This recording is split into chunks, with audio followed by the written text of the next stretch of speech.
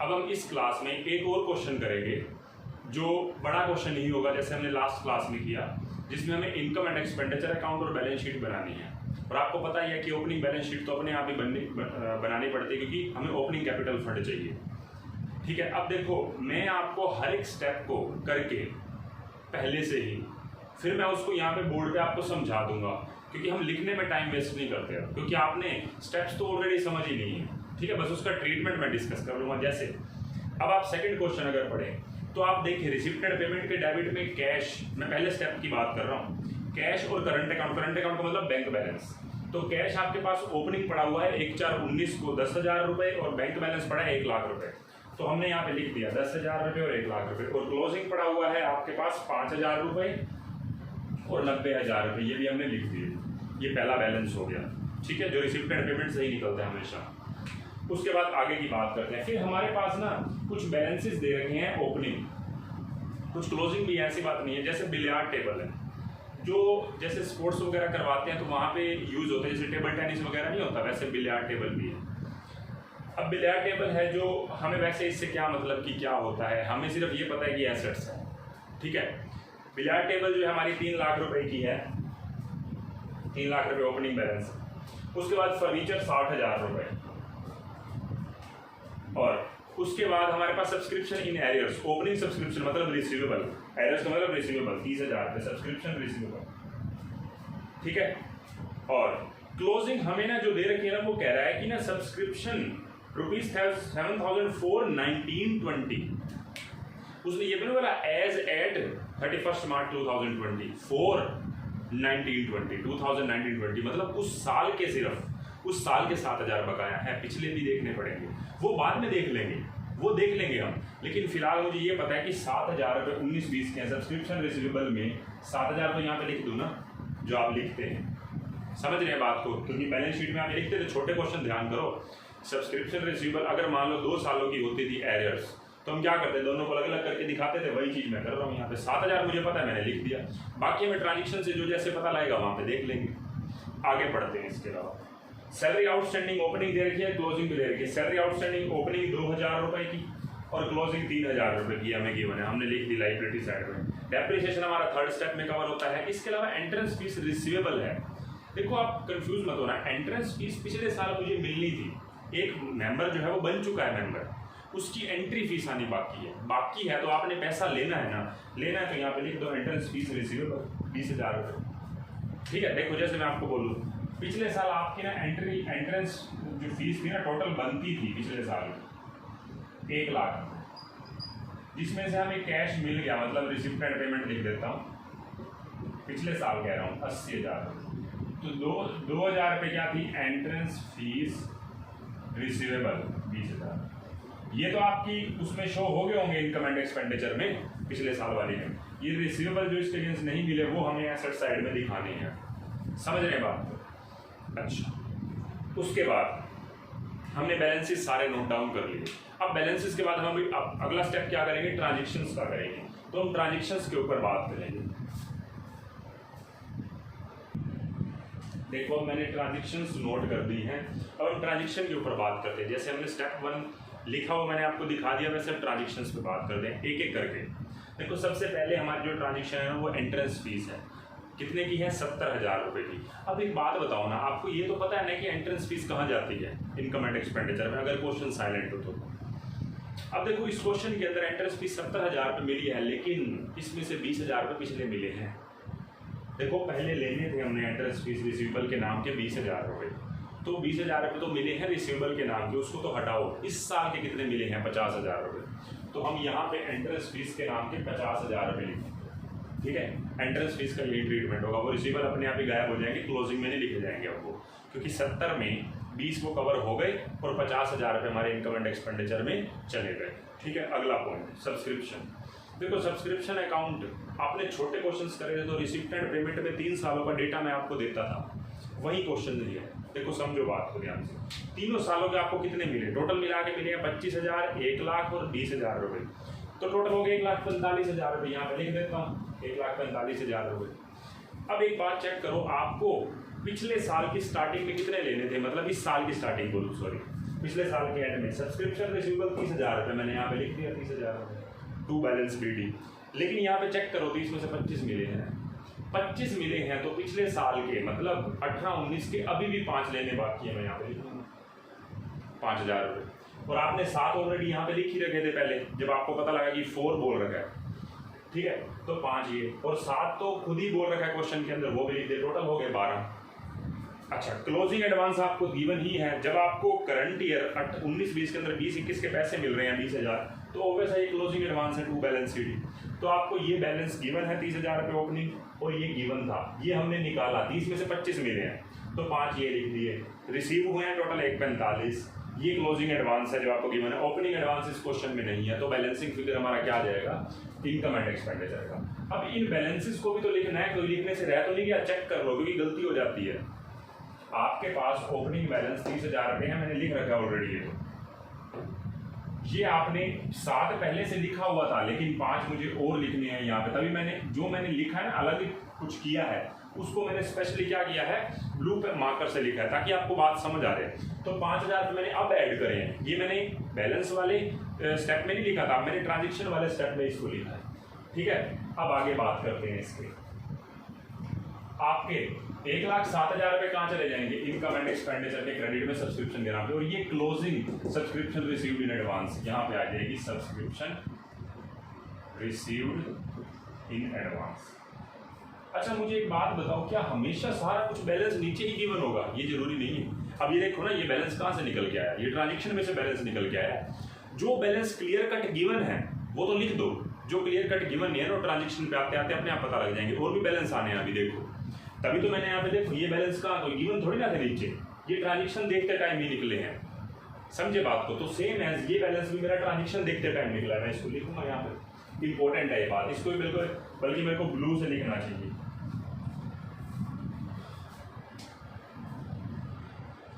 Subscription received in advance, ठीक है। उसके बाद अगले पॉइंट पे आते हैं, लीगैसी। आपको पता है कैपिटल रिसिप्ट है, आपको डिटेल पढ़नी है, क्या मैंने समझाया था वहाँ पे कि डेथ होती है तो विल के पर्सन विल में अपनी लिख के चला जाता है, कैपिटल रिसिप्ट है, तो वो सब कुछ है। तो 50,000 रुपये मैं कहाँ लिख दूंगा, बैलेंस शीट के अंदर क्लोजिंग में। इसी तरीके से एंडोमेंट फंड, जिसमें इसके ऊपर कोई रिस्ट्रिक्शन नहीं थी लेकिन इससे कमाने वाले इनकम के ऊपर रिस्ट्रिक्शन है, इसलिए ये भी हमारा कैपिटल रिसिप्ट और कहाँ पे शो होगा, बैलेंस शीट में 1,00,000 रुपये, ये रहा। उसके बाद नेक्स्ट इंटरेस्ट ऑन इन्वेस्टमेंट। आपके पास कोई इन्वेस्टमेंट थी, चेक करो, आपके पास 2,000 रुपये का इंटरेस्ट आ रहा है, कहीं नीचे बैलेंस तो गिवन ही नहीं था, और ट्रांजेक्शन देखते टाइम ही पता लगा कि हमारे पास इन्वेस्टमेंट भी थी 40,000 रुपये की। वो 40,000 रुपये की इन्वेस्टमेंट एग्जिस्ट करती थी तभी तो इंटरेस्ट आया। तो ये इन्वेस्टमेंट कहाँ से निकल के आई, जो मैंने ब्लू मार्कर से लिखा है, ट्रांजेक्शन चेक करते टाइम ही निकल के आई है कि मेरे पास इन्वेस्टमेंट ओपनिंग में पड़ी थी। मतलब बैलेंसेज हमेशा बैलेंसेज के स्टेप में जरूरी नहीं कि मिलेंगे, ट्रांजेक्शन के स्टेप में भी हमारे बैलेंसेस निकल सकते हैं। देखो जैसे ये एग्जांपल है, आप इंटरेस्ट ऑन इन्वेस्टमेंट देख रहे थे, साथ में ब्रैकेट में लिखा होता कॉस्ट ऑफ इन्वेस्टमेंट, मतलब आपके पास ओपनिंग थी तभी तो वो इन्वेस्टमेंट आप इसके ऊपर इंटरेस्ट मिला है, ठीक है। आप ऐसे भी कह सकते हैं साल के बीच में ली होगी, अगर साल के बीच में ली होगी तो रिसिप्ट एंड पेमेंट के क्रेडिट में बाय इन्वेस्टमेंट ना लिखा होगा, कहीं पे देख लो लिखा हुआ है, तो नहीं लिखा हुआ। ये ओपनिंग बैलेंस पड़ा था मेरे पास 40,000 रुपये का, मैंने लिख दिया। अच्छा बात ये आती है कि जो इंटरेस्ट है ये 2,000 रुपये, ये मैंने इनकम में लिख दी, बाय इंटरेस्ट ऑन इन्वेस्टमेंट, और इसका ये, ठीक है। उसके बाद next point, interest on government bonds. आपके गवर्नमेंट बॉन्ड्स एक एसेट्स होती है, पहले तो जैसे शेयर्स होते हैं ना, डिवेंचर्स वगैरह खरीदते हैं, किसी कंपनी के शेयर्स खरीदते हैं, एक हिसाब से ये डॉक्यूमेंट है। आपने किसी कंपनी के गवर्नमेंट बॉन्ड्स थे, उसके ऊपर इंटरेस्ट मिला, आप एक बार चेक करके देखो, आपके पास स्टार्टिंग में तो गवर्नमेंट बॉन्ड्स थे ही नहीं। देखो एक बात सोचो, इंटरेस्ट मिला मुझे इन्वेस्टमेंट के ऊपर, मैंने उसी टाइम देखा कि क्रेडिट साइड में कोई इन्वेस्टमेंट खरीदी तो नहीं है, नहीं खरीदी तो ओपनिंग बैलेंस था।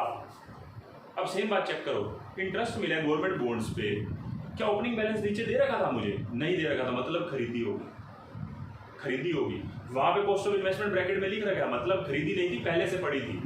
यहाँ पे इंटरेस्ट ऑन गवर्नमेंट बॉन्ड्स मेरे पास साल के स्टार्टिंग में तो नहीं था, इसका मतलब खरीदी होगी। क्रेडिट साइड में चेक कर लो क्या खरीदी हुई है, देखो लिखा हुआ 10% गवर्नमेंट बॉन्ड्स 20,000 रुपये के, मतलब सबसे पहले आपका काम होना चाहिए गवर्नमेंट बॉन्ड्स यहाँ पे क्लोजिंग में। ओपनिंग में तो आएगा नहीं, ओपनिंग में तो थी नहीं, साल के बीच में खरीदा गया है, 1 अप्रैल 19 को नहीं, 1 अप्रैल 19 के बाद किसी भी दिन खरीदा गया, मतलब साल के बीच में, तो क्लोजिंग बैलेंस शीट में 20,000 रुपये आ जाएंगे। किस चीज़ के नाम के? 10% गवर्नमेंट बॉन्ड से एसेट्स है। अच्छा, इसके ऊपर इंटरेस्ट मिल रहा है, कितना मिल रहा है चेक करो। 1,000 रुपये मुझे इंटरेस्ट मिला, 20,000 रुपये की इन्वेस्टमेंट जो है उसके ऊपर रेट पढ़ लो। रेट बहुत इंपॉर्टेंट रहने वाला है, आप गलती मत करना। ये आपने स्पोर्ट्स फंड, प्राइज फंड वगैरह में भी पढ़ा था, एक्रूड इंटरेस्ट हम लिखते थे, सेम बात यहाँ पे भी पढ़ो। आपके पास 10% गवर्नमेंट बॉन्ड्स 20,000 रुपये के हैं, 20,000 रुपये का 10% 2,000 रुपये, 2,000 रुपये हुए। लेकिन मुझे कितने मिले हुए चेक करके देखो, डेबिट साइड में मुझे 1,000 रुपये मिले हुए हैं, तो 1,000 रुपये इंटरेस्ट जो मिला, और accrued interest on government bonds कितना है? 20,000 रुपये का। मैं एक्रूड भी यहाँ पे लिख दूंगा, देखो ठीक है।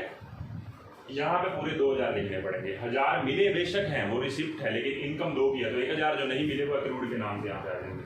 और ध्यान रखना कि कोई भी एसेट्स जब आप स्टार्टिंग में नहीं पड़ी थी, साल के बीच में खरीदते, तो उसको एसेट्स में लिख देना उसी टाइम, सोचना मत, ठीक है। ट्रांजेक्शन के टाइम पे लिख दी जाएगी। मैंने आपको बताया था कैपिटल एक्सपेंडिचर होते हैं, रिवेन्यू एक्सपेंडिचर होते हैं। कैपिटल एक्सपेंडिचर एसेट्स में ही आते हैं, जैसे कैपिटल रिसिप्ट लाइबिलिटी में आती है, लेगेसी हो गया, एंडोमेंट फंड हो गया, अब ये सी एसेट्स लिखो ना इसमें, ठीक है। उसके बाद इंटरेस्ट ऑन गवर्नमेंट बॉन्ड्स का पॉइंट होगा, proceed from charity show, simple सी इनकम है, 20,000 रुपये लिख दो, 20,000 रुपये। उसके बाद मिसलेनियस रिसिप्ट है 3,000 रुपये की, वो भी लिख देंगे, सिंपल पॉइंट है। Sale of crockery. अच्छा एक बात बताओ, क्रोकरी आपकी, पहले तो एक बात समझे, क्रोकरी कोई खर्चा नहीं बोलेंगे आप सीधा, क्रोकरी को बोलेंगे कंज्यूमेबल। कंज्यूमेबल में काउंट करना है इसको। आपके पास ना साल की स्टार्टिंग में 2,000 रुपये का कुछ पड़ा था, देखते हैं एज ऑन 1/4/2019। सेम बात सोचो, क्या ये बैलेंस मुझे क्रोकरी का नीचे गिवन था? नहीं था। ट्रांजेक्शन के टाइम पे मुझे एक बैलेंस और पता लगा। कौन कौन से बैलेंस पता लगे पता है ट्रांजेक्शन के टाइम पे? एक इन्वेस्टमेंट, दूसरा क्या पता लगा मुझे? एक इन्वेस्टमेंट पता लगा और दूसरा क्रोकरी, ठीक है। ये दोनों पता लगे जो मुझे ओपनिंग बैलेंस शीट में लिखने थे, ठीक। तो मैं क्रोकरी को पहले लिखूंगा, जो 1/4/19 को मेरे पास पड़ी थी 2,000 रुपये की, वो 2 की पड़ी थी, पहले तो 2 लिखूंगा। उसको मैंने 3,000 रुपये का बेच दिया तो 1,000 का प्रॉफिट दिखा था, profit on sale of crockery, ठीक है। कंज्यूमेबल वाला ट्रीटमेंट होता है, मतलब ये स्टॉक माना जाता है, ये स्टॉक ऑफ क्रोकरी भी लिख सकते हैं, वैसे तो क्रोकरी भी चलेगा वैसे तो। उसके बाद अब आते हैं हम रिसिप्टेड पेमेंट के क्रेडिट साइड में, मतलब पेमेंट वाली साइड आते हैं। तो पेमेंट वाली साइड पे हम चलते हैं। पेमेंट में सबसे पहले देखो क्या बोल रखा है, सबसे पहला पॉइंट है रेंट एंड टैक्सेस का। रेंट एंड टैक्सेस का है तो रेंट एंड टैक्सेस लिख दो डेबिट में 30,000 रुपये की। फर्नीचर देखो चेक करो, ओपनिंग बैलेंस कहीं पे पहले से फर्नीचर का पड़ा था, 60,000 रुपये मेरे पास पहले से पड़ा हुआ था, 60,000 का फर्नीचर पड़ा था, और एडिशन कितने का हुआ, थोड़ा ना स्पेस की कमी है, मैं छोटा छोटा लिख रहा हूँ। एडिशन आपके पास हुआ है फर्नीचर का 20,000 रुपये का, ठीक है, बस लिख दिया मैंने। ओपनिंग वाले बैलेंस में एडिशन ऐड हो गया, 80 का हो गया, बस यही था ट्रांजेक्शन में, ठीक है। अब आप कहेंगे डेप्रिसिएशन भी तो होगा, वो डेप्रिसिएशन वाले स्टेप में देखेंगे, 3rd स्टेप में। मैंने आपको सीरीज बता रही कि कैसे काम करना है। अगर आपके पास कोई भी एसेट्स पड़ी है पहले से तो उसमें वो ऐड कर दो, नहीं पड़ी तो डायरेक्ट लिख दो, जैसे गवर्नमेंट बॉन्ड्स था, ठीक है ना, समझे बात को ये। उसके बाद अच्छा अब हम नेक्स्ट पॉइंट पे आते हैं, सैलरी। सैलरी का अकाउंट है, आउटस्टैंडिंग सैलरी दोनों सालों की है, ओपनिंग की भी है क्लोजिंग की भी है। तो ओपनिंग आउटस्टैंडिंग सैलरी 2,000 रुपये, क्लोजिंग 3,000 रुपये, पेमेंट हुई 29,000 रुपये, तो इनकम एंड एक्सपेंडिचर में 30,000 चले जाएंगे। एक्सपेंस अकाउंट आपने मेरे से पढ़ रखा है, ठीक है, तो यहाँ पे हम लिख देंगे कितने, 30,000 रुपये आपको सैलरी के नाम पे, ठीक है। उसके बाद इलेक्ट्रिसिटी चार्जेस सीधा लिख देंगे 10,000 रुपये, सैलरी एक्सपेंसेस लिख देंगे 15,000 रुपये। स्पोर्ट्स इक्विपमेंट, इक्विपमेंट एसेट्स होती है, स्पोर्ट्स मटेरियल की बात नहीं हो रही, स्पोर्ट्स इक्विपमेंट की बात हो रही है। मटेरियल को तो कंज्यूमेबल की तरह ट्रीट किया जाता है, आपने छोटे क्वेश्चंस कर रखे हैं, ये इक्विपमेंट एसेट्स है। एसेट्स से हम इसको कहाँ पे दिखाएंगे, 50,000 रुपये स्पोर्ट्स इक्विपमेंट। अगर आपके पास क्या पहले से बैलेंस था, जैसे इसका था फर्नीचर का, नहीं था तो डायरेक्टली स्पोर्ट्स इक्विपमेंट जो खरीदे वही लिख दो। अगर ओपनिंग था तो ओपनिंग में आप एडिशन ऐड करोगे, यहाँ पे था ही नहीं तो सीधा स्पोर्ट्स इक्विपमेंट हमारा कितने का, 50,000 रुपये का खरीदा हमने, ठीक है। उसके बाद बिल्डिंग भी खरीदी 1,20,000 रुपये की, तो बिल्डिंग भी लिख दो, पहले से नहीं थी चेक कर दो, अगर पहले से थी तो ओपनिंग में एडिशन ऐड करता। बिल्डिंग के बाद नेक्स्ट पॉइंट है परचेज ऑफ क्रोकरी। हमने साल में भी क्रोकरी परचेज किया, सिर्फ बेची कौन सी है, जो ओपनिंग पड़ी थी। देखो जो ओपनिंग पड़ी थी वो क्रोकरी गई, वो 2,000 की गई, वो तो बिक गई। जो साल के एंड में खरीदी है, साल के मिडल में, मतलब वो क्रोकरी क्लोजिंग बैलेंस शीट में मैं दिखा दूंगा 5,000 रुपये की, बस यही ट्रीटमेंट है। ठीक है। उसके बाद चैरिटी इशू एक्सपेंसेस 10,000 रुपए के, वो मैंने लिख दिए चैरिटी इशू एक्सपेंसेस 10,000 रुपए के। उसके बाद फिक्स डिपॉजिट है आपकी 1 लाख रुपए की। क्या पहले से फिक्स डिपॉजिट पड़ी थी? Asset side fix deposit FD पहले से नहीं थी, तो मैं लिख दूंगा यहाँ पे, मेरे पास स्पेस नहीं था, मैंने ऊपर लिख दिया 6% फिक्स डिपॉजिट 1 लाख रुपए का। ठीक है, 1 लाख रुपए की fix deposit. Government bonds already मैंने कवर कर लिया था। कब? जो वो इंटरेस्ट की बात आई थी ना, मैंने वही पे इसको कवर कर लिया था। लेकिन एक बात और, आप ना फिक्स डिपॉजिट में भी गलती मत करना। आपको एक चीज पता है कि इंटरेस्ट ऑन गवर्नमेंट बॉन्ड्स 1,000 दे रखा था, ध्यान से पॉइंट को समझना, 1,000 दे रखा था। गवर्नमेंट बॉन्ड्स थे 20,000 रुपये। मुझे पता लगा 20,000 रुपये का 10% तो 2,000 होता है। मुझे 1,000 मिला तो मैंने एक्रूड के नाम पे यहाँ पे लिख दिए और उसको एसेट साइड में accrued interest on government bond दिखा दिया।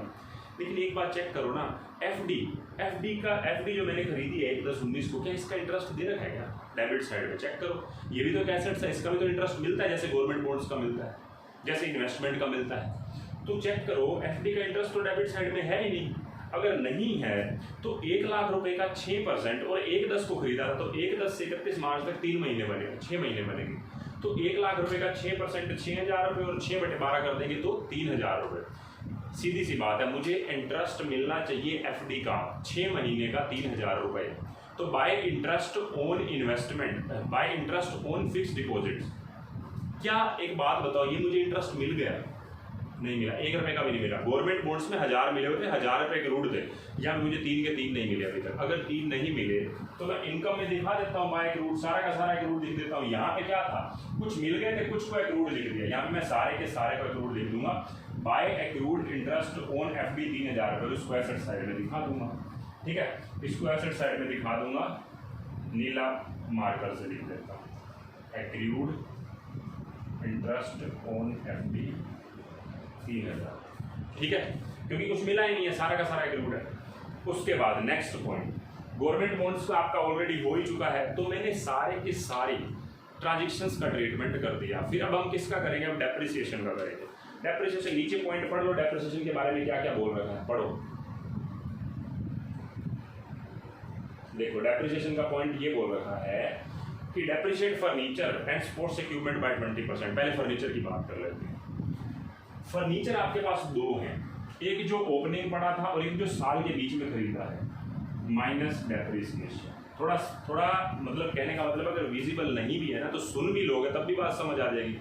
कि हो सकता है कि छोटा छोटा लिख रहा हूँ, क्योंकि बोर्ड में सारा कुछ कवर करना है, मैंने पूरा का पूरा क्वेश्चन इसी बोर्ड में कवर करना है, इसलिए दिक्कत हो सकती है। अब देखो, 60,000 रुपये का फर्नीचर है जो ओपनिंग, उसके ऊपर तो 20% पूरा लग जाएगा। लेकिन ये जो मिडल में खरीदा है, ये फर्नीचर कब खरीदा है चेक करके देखो, ये 1/1/2020 को खरीदा है और 31 मार्च 20 को रिकॉर्ड बंद हो रहे हैं, मतलब 3 महीने का।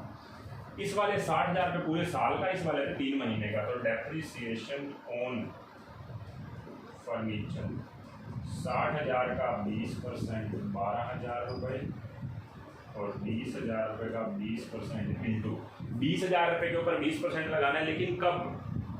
जो आप चेक करके देखो, एक को खरीदा 3 महीने का, तो 20,000 रुपये का 20% होता है 4 महीने, 4,000 का 3 बटे 12,000 रुपये, मतलब टोटल डेप्रिसिएशन हो गया 13,000 रुपये। तो 13,000 रुपये मैं लेस कर दूंगा यहाँ से, तो आपके पास नेट आ गए 80 + 60 + 20, 80 - 13 67,000 रुपीज़। ये ठीक है, 60,000 के ऊपर पूरा हो गया 12,000 और जो 20,000 है 20,000 के ऊपर 20% 4,000 और 3 महीने का 1,000 रुपये, तो टोटल हो गया 13,000। वहाँ से लिख दिया।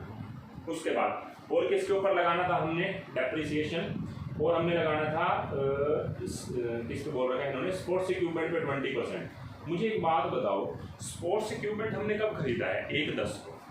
1/10 को खरीदा है तो 50,000 रुपये का 20% 10,000 रुपये, 10,000 रुपये का, क्योंकि 1/10 को खरीदा है तो 5,000 आधा, तो मैं यहाँ पे 5,000 रुपये लेस कर दूंगा डेप्रिसिएशन, लेकिन कितने का? 6 मंथ का लगाऊंगा, तो टोटल हो गया 45,000 रुपीज़। ये ठीक है। आपको अगर सुनाई भी दे रहा है, जरूरी नहीं है कि दिखे बिल्कुल क्लैरिटी में, कोई दिक्कत नहीं है, ऐसी कोई बात नहीं है। ठीक है, आगे बात करते हैं।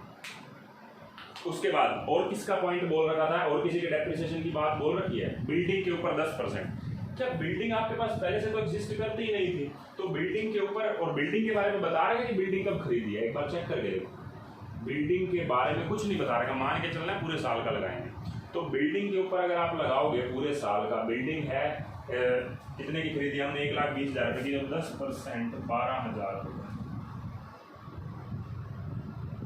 तो 1,20,000 में से 12,000 चला गया तो 1,08,000 ये हो गया हमारे पास। डेप्रिसिएशन का पॉइंट भी हो गया। अब मैचिंग करते हैं, मैचिंग पे आओ, क्योंकि ना मैचिंग में क्या होता है, कोई ऐसी आइटम जो ओपनिंग बैलेंस शीट में तो पड़ी है, क्लोजिंग में लिखने से रह गई हो, आप चेक कर लो कुछ भी रह गया हो तो। देखो कैश बैंक तो हो चुका, सब्सक्रिप्शन रिसीवेबल ओपनिंग भी लिखी हुई है, क्लोजिंग भी लिखी हुई है। अच्छा billiard table, billiard table opening में है, क्लोजिंग में नहीं लिखा हुआ। मैं आपसे एक बात पूछना चाहता हूँ, मैंने आपको लास्ट क्लास में बताया, अगर कोई ऐसी एसेट जो ओपनिंग में है और क्लोजिंग का भी बैलेंस दे रखा है तो ओके, कोई दिक्कत नहीं है। क्या बैलेंस दे रखा था क्लोजिंग बिलियार्ड टेबल का?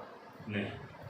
दूसरा, क्या बिलियार्ड टेबल की कोई ट्रांजेक्शन हुई थी, मतलब बिलियार्ड टेबल कोई हमने और खरीदी हो या बेची हो, वो भी नहीं, चेक कर लो, मतलब दूसरा स्टेप भी फेल। पहले स्टेप में बैलेंस नहीं गिवन बिलियार्ड टेबल का क्लोजिंग वाला, ना ही कोई उसकी ट्रांजेक्शन हुई है। क्या बिलियार्ड टेबल का डेप्रिसिएशन लगा है? थर्ड स्टेप चेक करो, नहीं लगा। देखो बिलियार्ड टेबल के ऊपर रेडी बता रखा डेप्रिसिएशन का, मतलब जब आपका स्टेप 1, स्टेप 2, स्टेप 3 में इसका नाम नहीं आया, मतलब एज इट इज इसको कहाँ पे लिख देंगे बिलियार्ड टेबल को, क्लोजिंग बिलियार्ड टेबल। कितने रुपए है हमारा? 3 लाख रुपए। ये क्या है? यही तो मैचिंग है, बात समझे।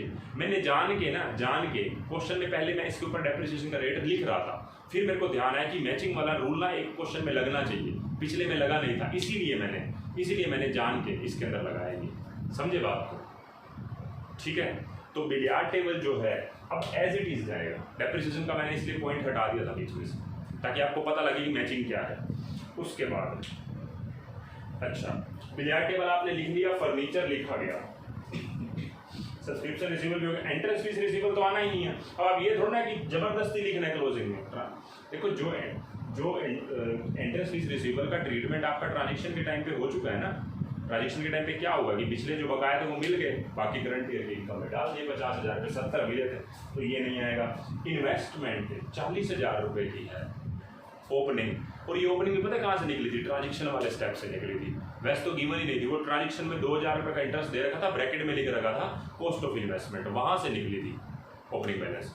तो इसको हम कहाँ लिख देंगे? 40,000 रुपये इन्वेस्टमेंट को क्लोजिंग में भी लिख देंगे। मैं कहीं पे स्पेस बना के लिख देता हूँ, आपके पास स्पेस बहुत सारा होगा, इसीलिए आप नहीं ऊपर नीचे करेंगे, आप अपना अच्छे से करना है इसको क्वेश्चन को। सब्सक्रिप्शन रिसीवेबल, और यहाँ पे लिख देता हूँ